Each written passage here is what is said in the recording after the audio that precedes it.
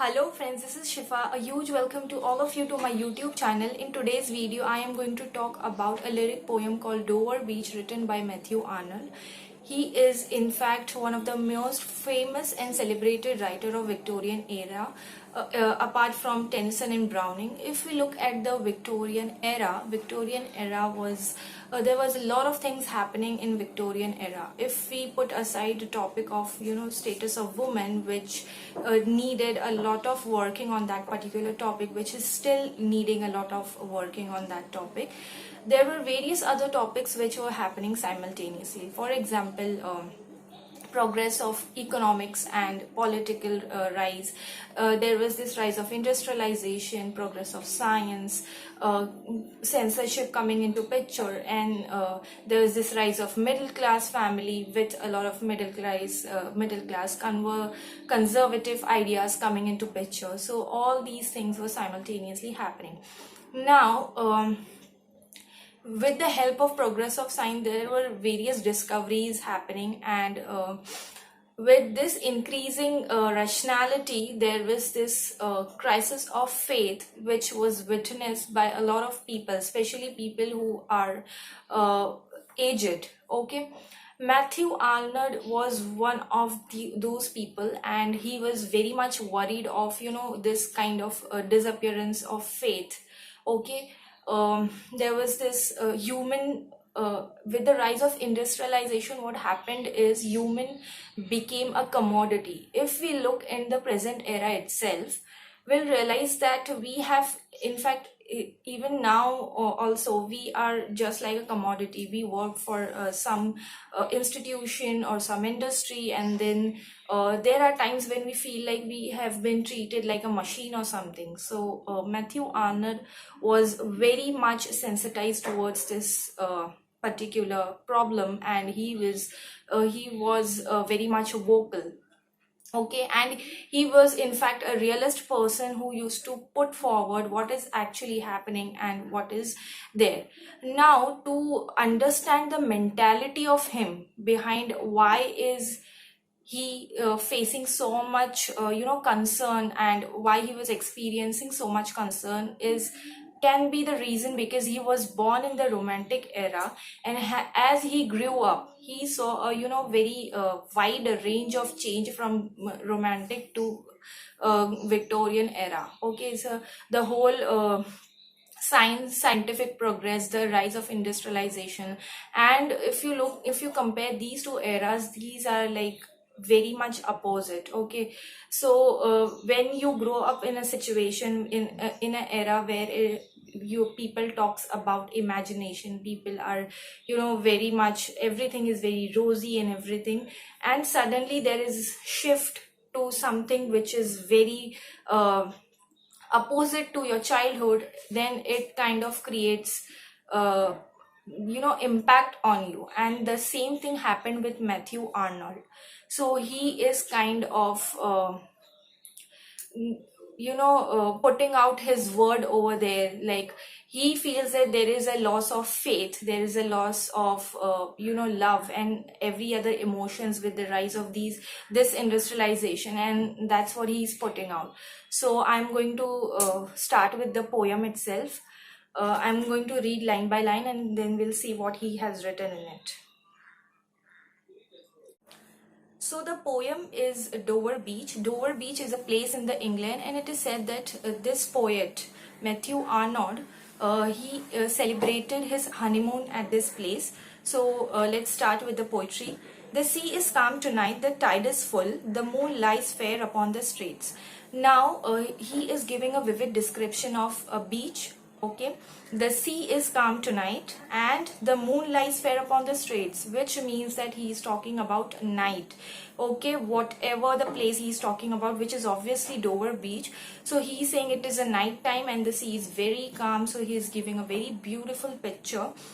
On a French coast, the light gleams and is gone. So from there, from the beach, he is looking forward, and he is able to see lighthouse lighthouse of France country, because it is written over here French coast.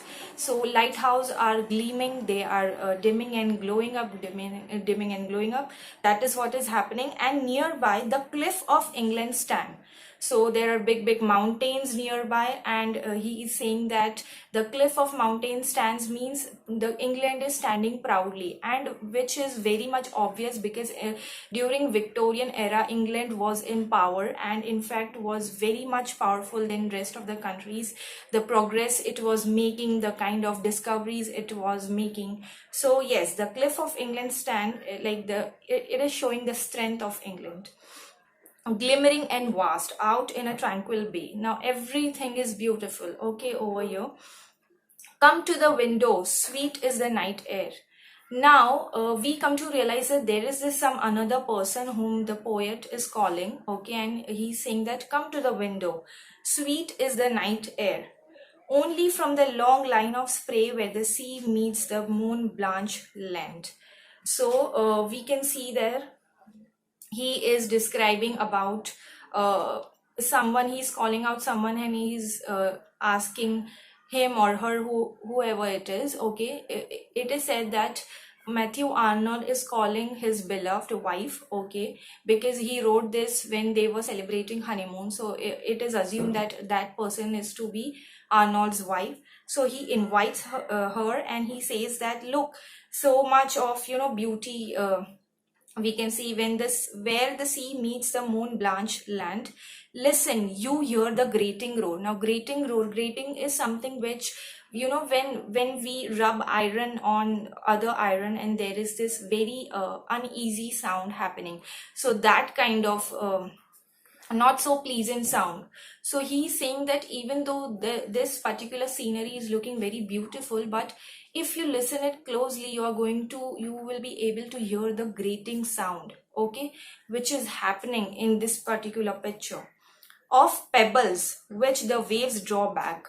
Now how is he's creating the image? The water is throwing the pebbles from inside the ocean to the shore, and that kind of pressure is creating a grating sound, and fling at their return up the high strand, begin and cease, and then again begin with tremulous cadence, slow, and bring the eternal note of sadness in.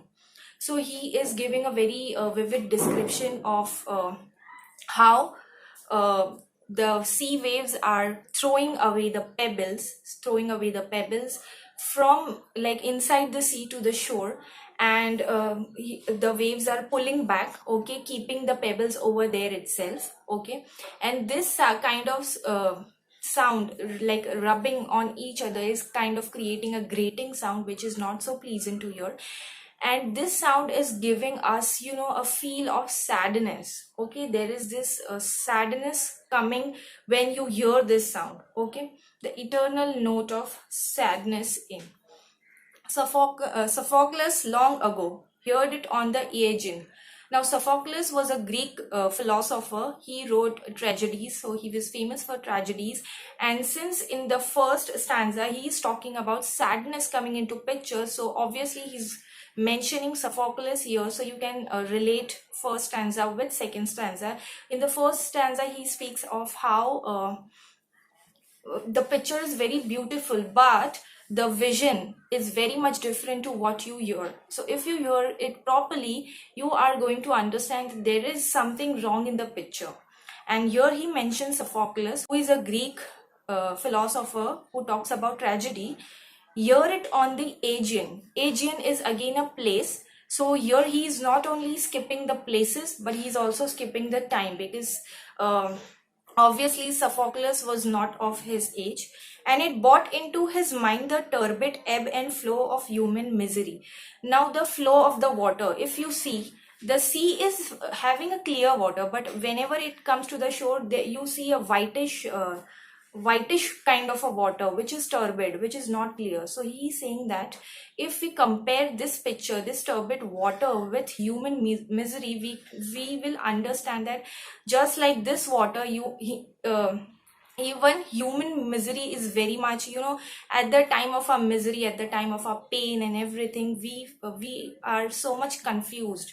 The pictures are not clear towards us, and the human misery is one of the very you know highlighting emotion, and it is very much important. But during this time, what emphasizing is, you are like, you can relate that picture which Arnold is creating to our human misery. Like during our misery time, we do things we don't even want to do. So people are in confusion, people do things they don't want to do. So he is saying the same thing into his human mind, the turbid ebb and the flow of human misery. So he's comparing the flow which is on the seashore, whitish water, to human misery. Okay, hearing it by distant northern sea. Again, he is mentioning something related to hearing. Find also in the sound a thought. Okay, he is saying find also in the sound of thought. So again he is saying that even Sophocles was able to hear. Again he is supremizing hearing against seeing, because he feels that our vision might deceive us, but what we hearing can give you the ultimate truth. Then he says, the sea of faith was once too at the full, and round earth's shore lay like the folds of bright girdle furled. Girdle is a kind of a belt, okay, and he is talking about sea of faith. So sea of faith means there was this time when the earth was full of faith, people with faith, people were having faith, and this faith was holding her earth into like a belt, like the belt hold all the clothes around us. The faith used to hold us together.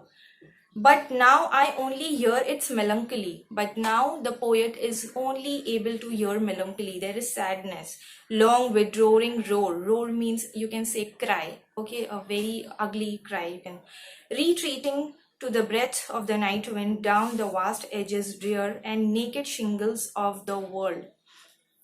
If we again go back to that pebbles image, when the water, what was happening before, when people were full of faith, the pebbles were very very much secured. But now the pebbles are on the shore, and the waves has left the shore. Like how the movement is happening, the movement happens, the sea throw the pebbles on the shore and the sea pulls back. Okay, so what happens is the pebbles is naked. So similarly he is comparing human faith with the same thing. He's saying that the world is now naked, the world is now vulnerable. Okay, the situation of the world is very very in danger. Okay, it's very much vulnerable. People are in confusion, they don't know what to do, they don't know where to go, they have lost their identity, they have lost their faith in God, and they are questioning everything. So there is no center. Love, let us be true to one another. So he says that, okay, there might be one solution, and that is love.